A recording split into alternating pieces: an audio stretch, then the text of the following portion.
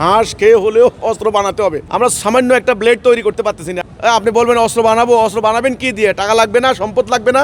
যেভাবে ফেরকা মাযহাব তরিকা ছোট ছোট ব্যাপার নিয়ে মাসলা মাসাইল নিয়ে ঐক্য নষ্ট হয়েছে, এটা আগে ঠিক করতে হবে, তবে আপনি যে কোনো কিছু করতে পারেন। ঘাস খেয়ে হলেও অস্ত্র বানাতে হবে, এই ডায়ালগটা কিন্তু ভুট্টো দিয়েছিলেন, জুলফিকার আলী ভুট্টো।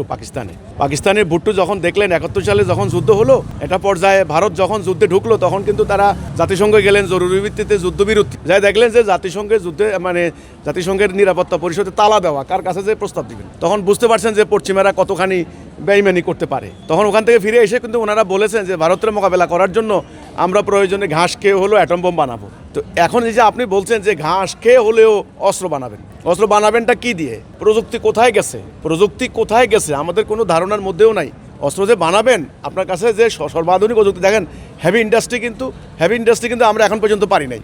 আমরা সামান্য একটা ব্লেড তৈরি করতে পারতেছি না, এখন আমাদের থেকে ইন্ডিয়ার ব্লেড আনতে হয়। তো কাজেই হ্যাঁ পারবেন, অস্ত্র লাগবে, আমি না বলি না, কিন্তু সমগ্র জাতির, আপনি যদি সমগ্র মুসলিম উম্মাকে হিসাব করেন, সমগ্র জাতিকে আগে ঐক্যবদ্ধ হতে হবে। ঐক্যবদ্ধ হয়ে সম্পদ তার মাটির নিচে, মাটির উপরে যা আছে, জ্ঞানও কিন্তু একটা সম্পদ। আপনারা জানেন সম্পদ দুই প্রকার, একটা হলো অ্যাবস্ট্রাক্ট, একটা হলো কনক্রিট, মানে হলো বস্তুগত অবস্তুগত। এই জ্ঞানটা কিন্তু একটা অবস্তুগত, এটা কিন্তু সম্পদ, এটা একটা অ্যাসেট। এর সমগ্র কিছু একত্র করতে হবে। এখন আমরা মুসলমানরা টাকা পাচার করে দিব আপনার হলো সুইস ব্যাংকে, আমরা এখানে ঘুষ খাবো, দুর্নীতি করব। আপনি বলবেন অস্ত্র বানাবো, অস্ত্র বানাবেন কি দিয়ে? টাকা লাগবে না, সম্পদ লাগবে না।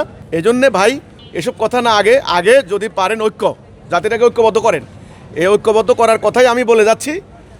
যেভাবে ফেরকা মাযহাব তরিকা ছোট ছোট ব্যাপার নিয়ে মাসলা মাসাইল নিয়ে ঐক্য নষ্ট হয়েছে, এটা আগে ঠিক করতে হবে, তবে আপনি যে কোনো কিছু করতে পারবেন।